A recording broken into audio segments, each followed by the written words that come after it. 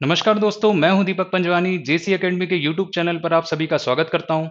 देखिए, SBI PO 2021 का notification आ चुका है। इसके एग्जाम के फॉर्म के जो डेट्स हैं वो भी आ चुकी हैं। ये फॉर्म आप फिल भी कर सकते हैं। इसकी जो अनाउंसमेंट है वो भी कर दी गई है। तो इस वीडियो में मैं लेके आया हूं आपके लिए complete information of this exam, जिसमें मैं आपको बताऊंगा important dates, complete exam process, pre से लेके फाइनल सिलेक्शन तक, कितनी वैकेंसीज आई हैं इस एग्जाम के लिए, क्या आपकी सैलरी हो सकती है इसके लिए और कितनी बार आप इस एग्जाम को दे सकते हैं। ये सारी इंफॉर्मेशन मैंने इस एक पर्टिकुलर वीडियो में आपको दी हुई है। तो आप शुरू से लेके एंड तक मेरे साथ इस वीडियो में बने रहें। तो वीडियो शुरू करने से पहले मैं आपको बोलना चाहूंगा, आपने हमारे चैनल को सब्सक्राइब नहीं किया है तो सब्सक्राइब करें और बेल आइकन को भी प्रेस करें। तो आइए फिर वीडियो को शुरू करते हैं। सबसे पहले अगर मैं इंपॉर्टेंट डेट्स की बात करूं इस एग्जाम की, तो जो आपका एग्जाम का जो फॉर्म है आप इसको फिल कर सकते हैं आज से, यानी आज है 5 अक्टूबर 2021 से 25 ऑफ अक्टूबर 2021। ये इसकी टेंटेटिव डेट्स हैं। और जो आपका ऑनलाइन एप्लीकेशन का जो फी है वो भी आप 5 अक्टूबर से लेकर 25 ऑफ अक्टूबर तक भर सकते हैं। इसके अलावा जो आपका प्री का जो प्रीलिम्स आपका जो एग्जाम है, इसका जो कॉल लेटर है वो आपका first week and second week of November में आपका आ सकता है। जो इसका एग्जाम है प्री का वो आपका होगा नवंबर या दिसंबर ऑफ दिस ईयर, यानी 2021 के आखिरी में नवंबर दिसंबर में एग्जाम आपका प्रीलिम्स का करा लिया जाएगा। इसके अलावा जो इसका रिजल्ट की मैं बात करूं तो वो दिसंबर 2021 में इसका रिजल्ट भी आ सकता है, आ जाएगा, जैसा इसमें बताया है। इसके अलावा जो इसका मेंस के एग्जाम का कॉल लेटर है वो सेकंड या थर्ड वीक ऑफ दिसंबर को इसका कॉल लेटर भी आ जाएगा। इसके अलावा जो इसका एग्जाम होगा मेंस का वो दिसंबर 2021 में इसका एग्जाम भी ले लिया जाएगा। और मेंस का जो रिजल्ट है वो आपका जनवरी 2022, यानी अगले साल आपका इसके मेंस का रिजल्ट भी आ जाएगा। इसके अलावा जो आपका इंटरव्यू होगा यानी फेज 3, इसका जो आपका एडमिट कार्ड है ये आपका फर्स्ट या सेकंड वीक ऑफ फरवरी में आ जाएगा। जो इसका इंटरव्यू होगा वो आपका सेकंड या थर्ड वीक ऑफ फरवरी 2022 में इसका इंटरव्यू भी आपसे ले लिया जाएगा।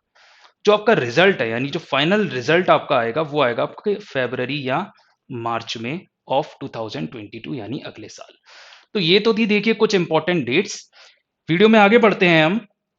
अगर हम इसकी वैकेंसीज की बात करें, देखिए वैकेंसीज काफी हैं। किसी भी एग्जाम की वैकेंसीज बहुत इंपॉर्टेंट होती है, मैं आपको बता दूं, क्योंकि ये वो चीज है जिस जो मेरिट आपकी डिसाइड करती है।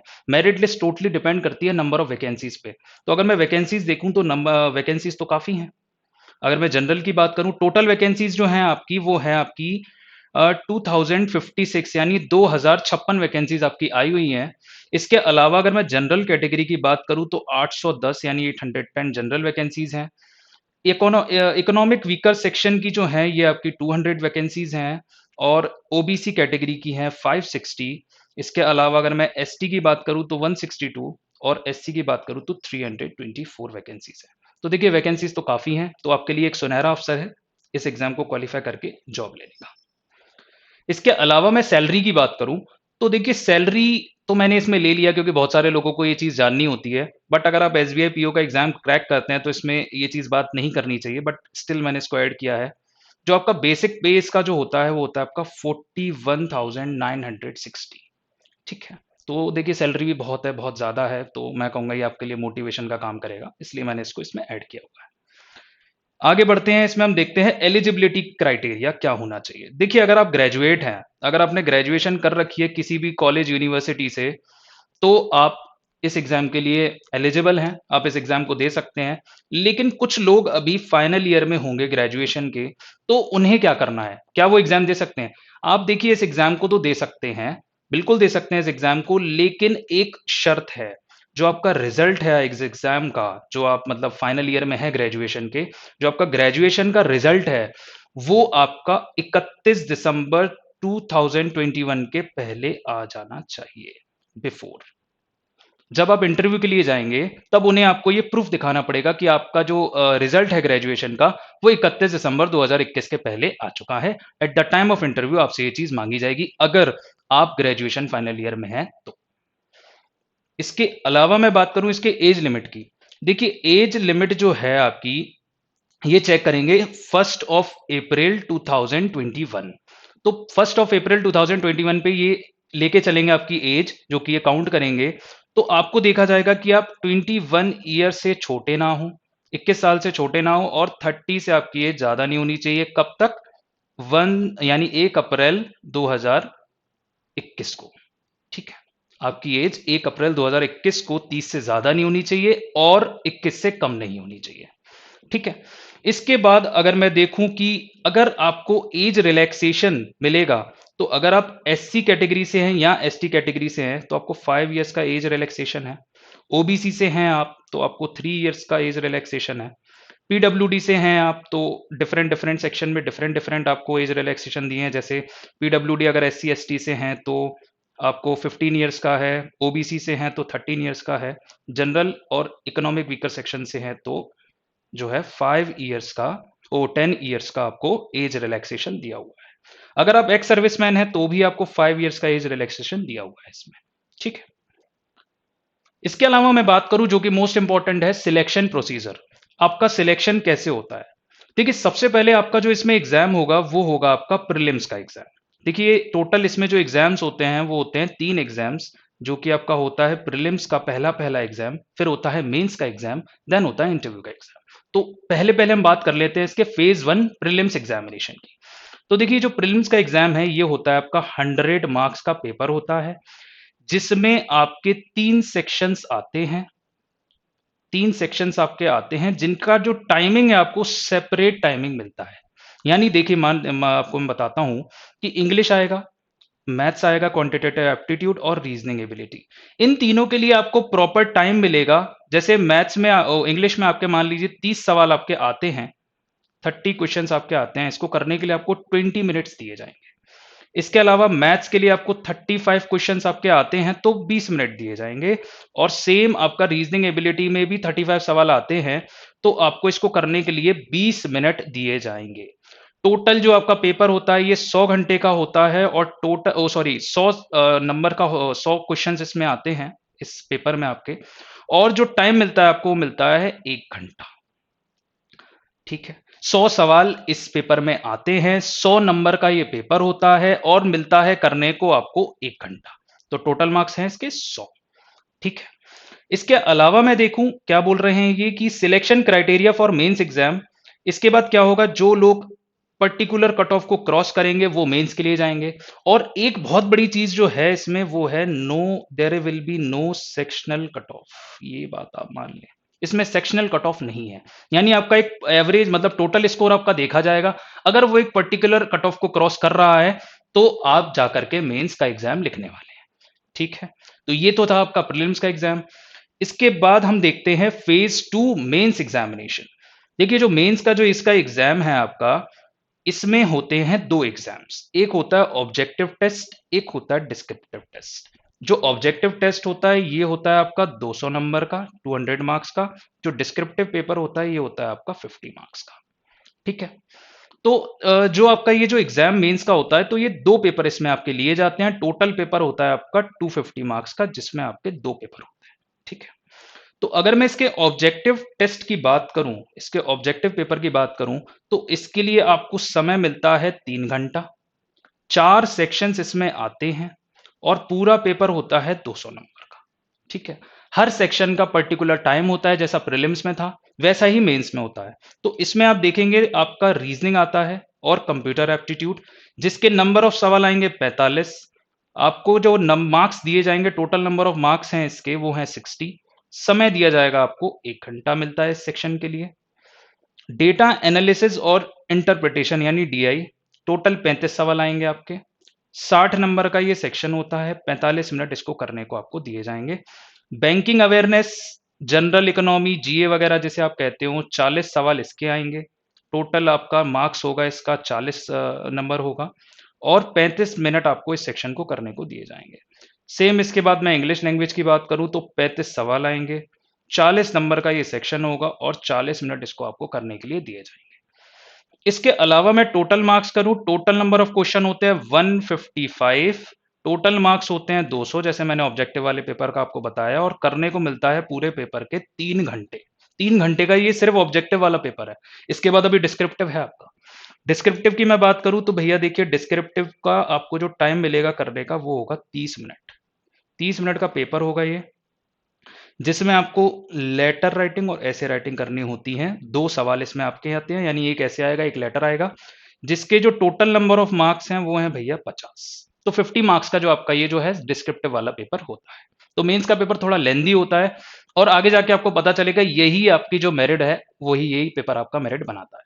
तो ये इंपॉर्टेंट हो जाता है बहुत एग्जाम आपके लिए, इसीलिए इसका प्रोसेस इतना लेंदी है। इसके बाद देखें इसका क्या क्राइटेरिया होता है। अगर आपने पहला एग्जाम प्रीलिम्स दिया, वो क्लियर करके आपने मेंस दिया, मेंस क्लियर करने का क्या क्राइटेरिया होता है कि आप जो है थर्ड फेज तक जाएं। देखिए इसमें भी सेक्शनल कट ऑफ नहीं है, मैं आपको बता दूं, एक एग्रीगेट मार्क्स मतलब एक टोटल मार्क्स का कट ऑफ बना दिया जाएगा। जो उस कट ऑफ को क्लियर करेगा वो जाएगा आगे जाकर के आपका फेज 3 के एग्जाम के लिए। फेज 3 यानी इंटरव्यू के एग्जाम के लिए एक मिनिमम एग्रीगेटिंग मार्क्स होंगे इस मेंस को निकालने के लिए। ठीक है, तो एक चीज और मैं उस इंटरव्यू के तक जाने से पहले यानी फेज 3 तक पहुंचने के पहले मैं आपको एक बात और बताऊंगा कि अगर मान लीजिए आपने कोई सवाल किया, पेनल्टी फॉर रॉन्ग आंसर्स, मान लीजिए आपने कोई सवाल किया और वो सवाल हो गया आपका गलत, तो आपका क्या नंबर कटेगा उसका? बिल्कुल कटेगा। देखिए अगर आप प्री की बात करें या मेंस की बात करें, दोनों के लिए है ये चीज, प्रीलिम्स और मेंस दोनों के लिए है।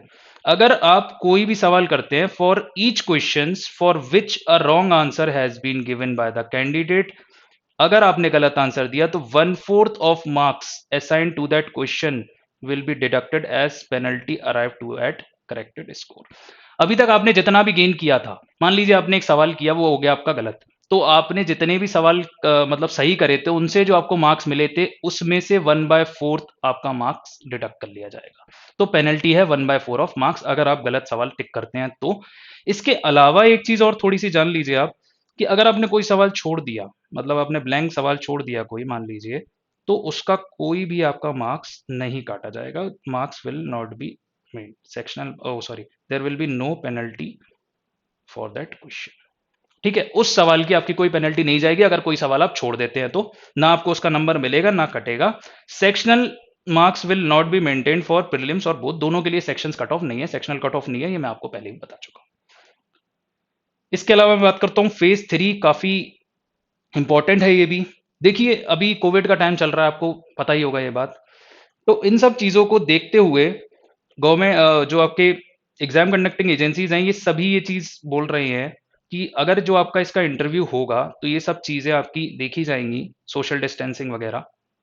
तो जो आपका इंटरव्यू होगा वो होगा आपका एक मिनिमम स्कोर पर, मतलब candidate will have to score minimum qualifying marks in phase 3 to be consider for the final selection. मतलब मान लीजिए आपका एक पर्टिकुलर 100 नंबर या जो भी है आपका, देख लीजिए जो आपका जो इंटरव्यू है एक पर्टिकुलर 50 नंबर का है मान लीजिए, और इसका कट ऑफ है 35, आपने ये निकाल लिया तो आप इस राउंड को भी क्लियर कर गए। इसके बाद बनेगी आपकी मेरिट, यानी आपने देखिए तीनों फेजेस क्लियर कर लिए, प्रीलिम्स मेंस इंटरव्यू, अब बनेगी आपकी फाइनल मेरिट। वो एक पर्टिकुलर कट ऑफ होगा, वो आप क्लियर करते हैं तो आपकी इसमें जॉब लगेगी, अदरवाइज वो फिर बात की बात है। तो टोटल इसका भी एक मिनिमम आपका स्कोर रहने वाला है इंटरव्यू का, जितना आप उसमें अच्छा परफॉर्म करेंगे उतना ही आपको आगे जाके उसमें भी फायदा होगा। आगे देखते हैं इसके फाइनल सिलेक्शन पर एक नजर मार लेते हैं हम। देखिए the candidate will have to qualify both in second and phase third separately. तो देखिए दोनों ही फेसेस में आपको क्वालिफाई करना होगा।